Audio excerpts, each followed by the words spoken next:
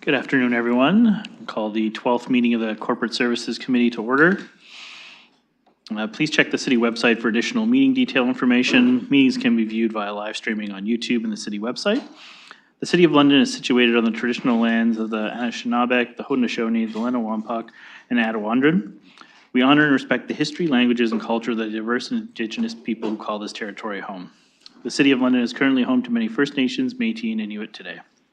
As representatives of the people of the City of London, we are grateful to have the opportunity to work and live in this territory. We do have Councillors Cuddy, Rahman, myself, and Councillor Van Merbergen online. Councillor Stevenson is not with us today, and visiting Councillor Pribble is here as well. The City of London is committed to making every effort to provide alternate formats and communication supports for meetings upon request.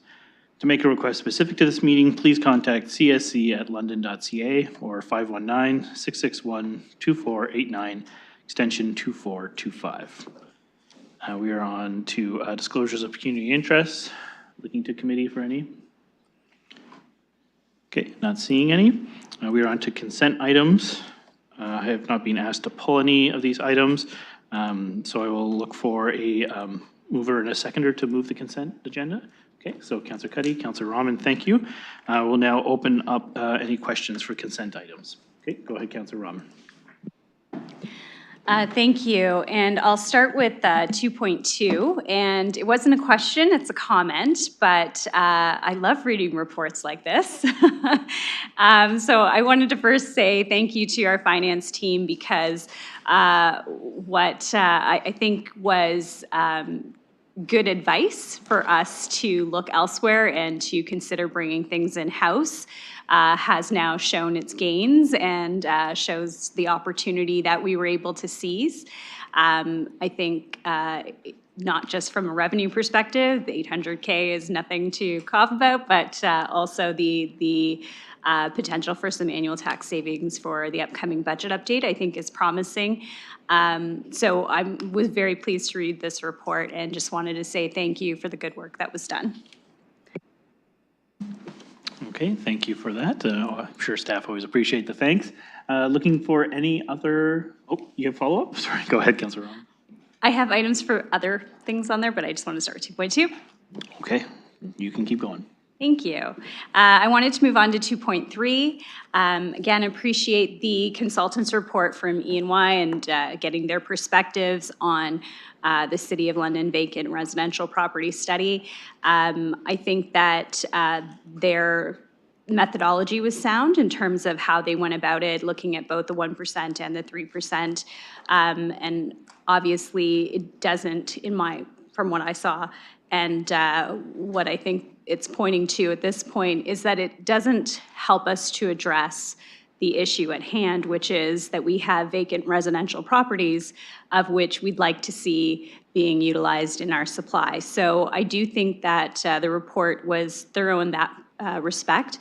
I did notice in the report that it mentioned the the Windsor example and how they're using a different model.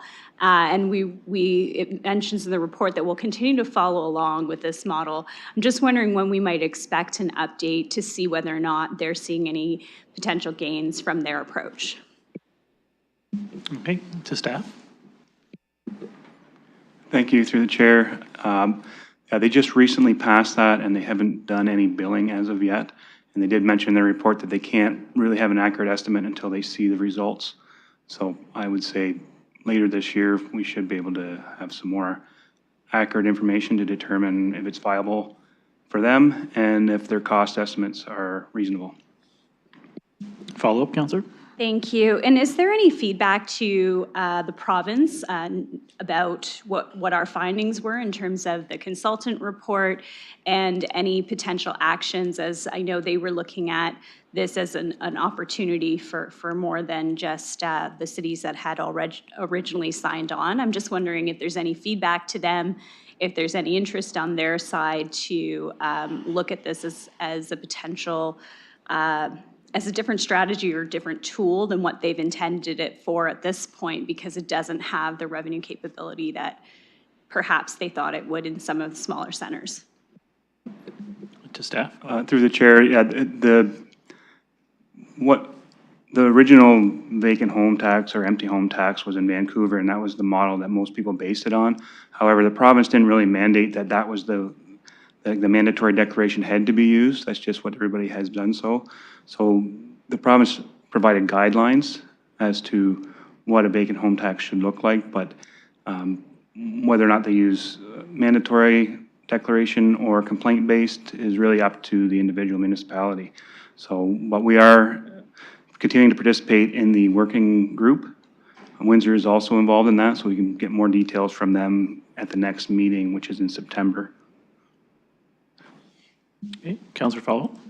Thank you. And then further to that, the report also mentions the possibility of a renovation program, but says there's some limitations around that renovation program. Just wondering if you could speak to some of those potential challenges to this program at this time, and if there's an opportunity to give that feedback to the province. Go ahead, Steph. If I can defer that to EY, because they were the ones that did the study on those types of alternative methods of reducing vacancy. I know there's at least one person on the meeting, or both, actually. Zoran's there now too. Yep, and thank you for that. I'm just referring to our report. So there are several different potential policy tools that could be used. One of which was, of course, as you mentioned, the renovation tax. The renovation program. So this program was actually used in the region of Peel, and was, excuse me, was focused on providing loans to homeowners to meet certain eligibility criteria and to upgrade and legalize an existing second unit. So this one, the limitation was specifically around not necessarily addressing vacant units as a whole, vacant housing units, but really about upgrading existing units within existing homes that may be occupied. And so the limitation would be that this type of effort would not necessarily address vacant overall units, but would potentially increase supply within existing units. Councillor Follow. Thank you. And I'm not sure if this is a question for here, because I think it also ties into our ARU strategy a little bit, because I do know that we received a report about some potential renovation programming associated with ARUs. But it wasn't something that we had looked at moving forward with at council at this point. But I'm just wondering with Peel's program, if there's an opportunity to receive more information from staff about that. Okay, would staff like to take that, or do you want to defer it? Through the chair, yes, we can definitely get more details on what they are doing in the region of Peel to facilitate that program and report back. Okay, any further questions? Nope. Okay, while I have the mic, I will ask my questions. So I did appreciate this report as well. I know it's a topic that periodically comes up. I'm just curious in terms of our tracking. We obviously identified in terms of units that we had identified as vacant. And I'm just wondering if staff could perhaps speak a bit more in terms of how we identified those units. And now obviously with this project kind of wrapping up, are we going to continue to track this? Because I know we had kind of set that 1% benchmark and we're only at 0.3, but just keeping in mind that if this problem grows and whether we're monitoring it moving forward. Yeah, through the chair, yeah, there was extensive reporting and analysis done by EY, and they can explain their methodology as to how they came up with the number of eligible vacant residential properties. Okay, could the representative from EI answer that then? Yeah, absolutely. Thank you for that. So our methodology really started with the total number of properties in London and looked at the overall usage of water across the city, and a certain baseline benchmark was established. So what we did was we examined the number of homes that used less than 50 liters of water a day, which is a fairly conservative benchmark that we established with and used with other municipalities when estimating vacant homes. And so that total number was then applied to determine the number of potential total vacant homes in each type of property. So that includes single detached, semi-detached, townhomes, and condos. Then we applied a vacancy rate estimation, which is essentially an estimate of the percentage of each type of property that could be vacant based on both the water usage data and observations in other jurisdictions. And then an eligibility rate.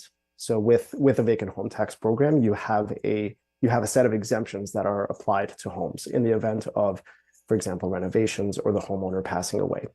And so the eligibility rate was applied to each type of property to determine what the ultimate eligible number of units are. And so the total eligible number of units is also based on the program parameters. So it's not just homes that are entirely vacant, it's homes that would meet a certain set of program criteria, namely that they would be vacant for 6 months of the year.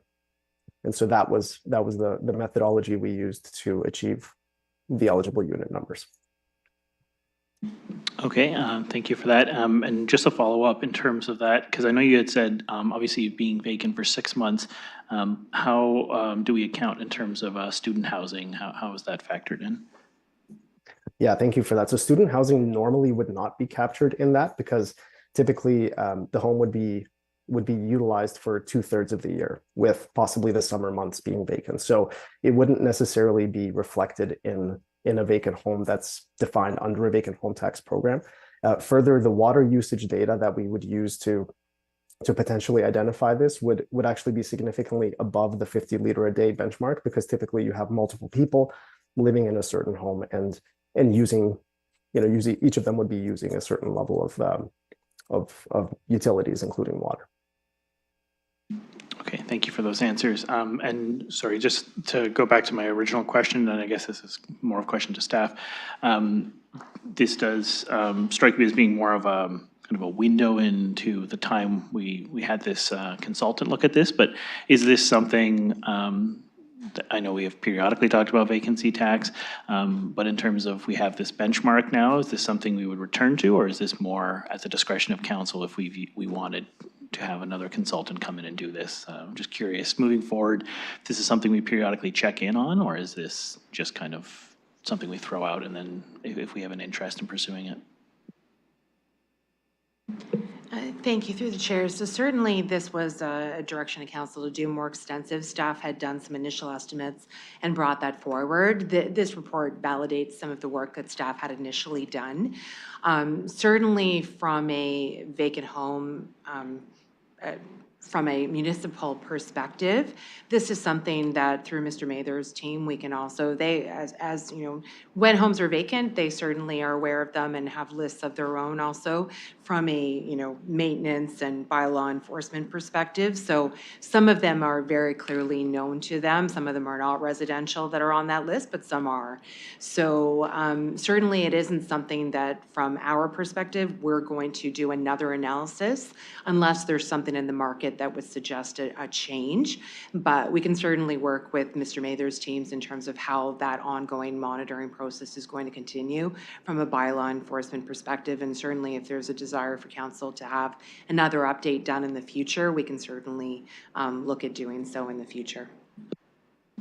Okay, thank you. And that's what I figured. I think it's good to have these metrics just moving forward, so we have something that we can reference in future motions if we decide to move forward and do this again. I'm looking to committee for any other questions. Okay, Councillor Pribble, you can go ahead. Thank you, through the chair, to the staff. By the way, thank you as well for the work and done for 2.2, which is very positive. I have questions for 2.3, and I'm going to start with, do we have for the Toronto, I noticed that there is no annual operating cost. Do we have that amount for Toronto? Go ahead, staff. Thank you, through the chair. Sorry that was not included in the report.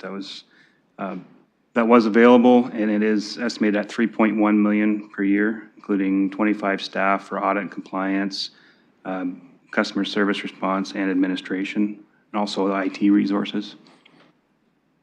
Okay, follow-up, Counselor? Thank you very much for that. And out of curiosity, Ottawa, 6.6 million, 1 year, 8 full-time staff. Hamilton, 3.3, which is half, 16 full-time staff. Do we know, or do we know if it's the complexity, productivity, or efficiency? I'm just curious because, again, I compare us more to Hamilton than to Toronto. Go ahead, Steph. Thank you, through the chair. Yeah, we have the numbers that were provided, but as far as depth as to why the cost more in Ottawa, I would say, there's probably more administrative audit being done, perhaps. And also, Ottawa has some experience now. They've had it for a couple of years, and Hamilton has estimates and no actuals. Follow-up, Counselor? Thank you for that. One paragraph states that London is estimated to break even at direct tax rate 3% of higher, but that would be at the 17 to 18 years break even or payback. Is that correct? Go ahead, Steph. Thank you. Yes, that's correct statement. It's in the report and also identified in the report from the EY feasibility study. Follow-up, Counselor? Thank you for that. 50, this is actually for the consultant, 50 liters a day, is it on average per day? And for how long of a period is it average? And the reason why I'm asking is that according to my data, 570 listings in December 2023 was for short-term accommodation. And with this 50 liter, I'm just trying to figure out if these short-term rentals, would they be kind of included or they would not, just like my fellow councillor asked about the student accommodation. Thank you. Okay, I believe that's a question for EY. Go ahead. Yeah, thank you. So the 50 liter a day is an average over a year. So that takes the full year's water utility usage and looks at what the average daily consumption is. For a kind of average family, that level is significantly higher, and also for the average home in both London and in Ontario broadly, that average amount is typically much higher than 50 liters a day. And so we believe that that's an accurate and fairly conservative measure to represent a home that is underutilized, which is kind of the purpose of this program. For your question around short-term accommodations, typically what we've seen in other jurisdictions is that short-term accommodations are excluded from consideration in a vacant home tax. And that's specifically because there are other programs at the municipal level that are intended to address short-term accommodations and the implications thereof. Thank you. Okay, thank you for those. Follow-up, Councillor? Thank you for that, and you're absolutely correct, because actually our bylaw states that the resident needs to live at the premises, so it should not be included. So you're absolutely correct on that part. My last question is, how is this in the other municipalities enforced, or the proof? How is it verified? Because I find that we have, it doesn't matter if it's provincial or municipally, we do have the bylaws in place and they are very accurate, they are great, but the enforcement and proof is the challenge. How the other municipalities that have it in place for a while now, how do they do it? Do we know the process? Thank you. To staff on the enforcement side. Thank you, through the chair. We know that initially it's the mandatory declaration, so if they don't declare, then they are required, they've received the bill. And as we've seen in Toronto, sometimes that's not well received. However, they're changing their process, but the actual audit part, I think the burden of proof is on the property owner. If they disagree with receiving the vacant home tax bill, then they have to prove that it was or was not, or that it was not vacant during the 6-month period in question. Any further questions, Council? Thank you, and actually, thank you for that answer. I do have actually one more, and that's on the page 2, and it says, the second will be the publication of best practices guide. Do we have any is there any time frame when this guide would be published? To staff? Yes, the regulation has been released for the vacant home tax, and that's, I mean, they describe it as the best practices guide, and that's what they've released to date, but the talks are still going with the working group, so it may be updated at a later time as well. Any further questions? Thank you very much. No more questions. Thank you. Okay, I believe Councillor Rahman, you had some follow-up questions. Go ahead. Thank you. I had some questions just related to the transfer of the Part 3 and Part 9 prosecutions from the province of Ontario.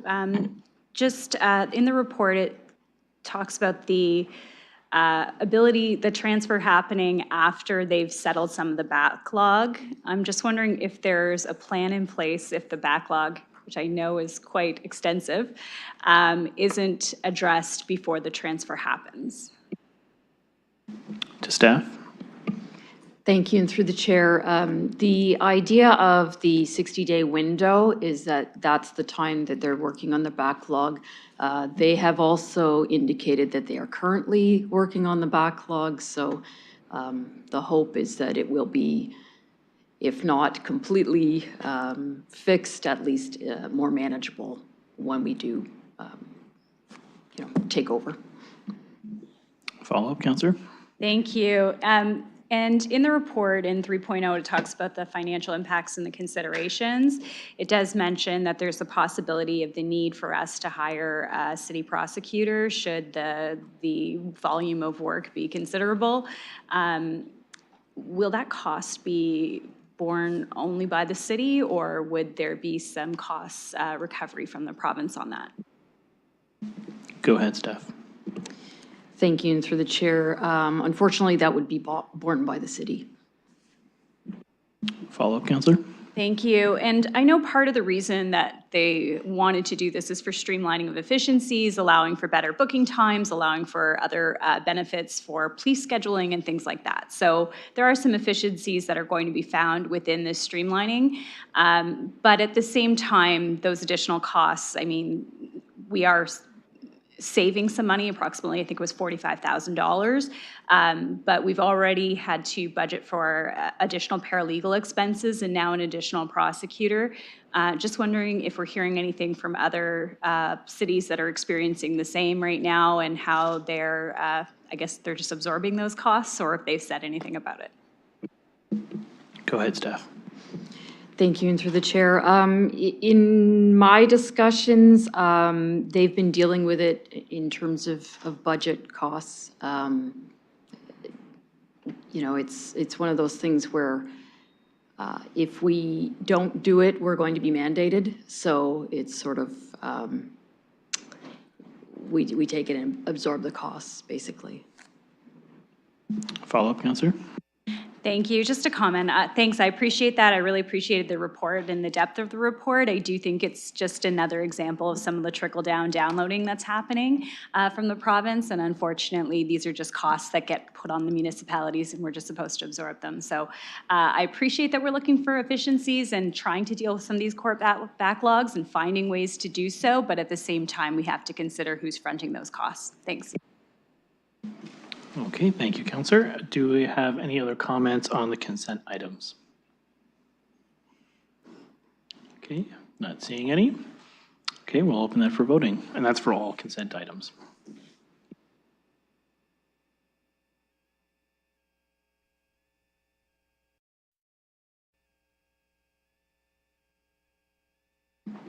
Councillor Van Meerbergen?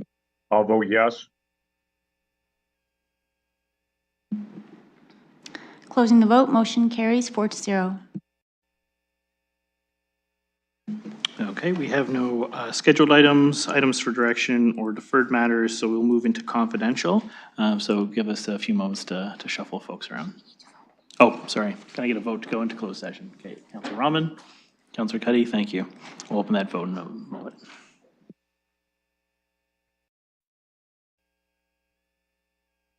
I'll vote yes. Closing the vote, motion carries 4-0.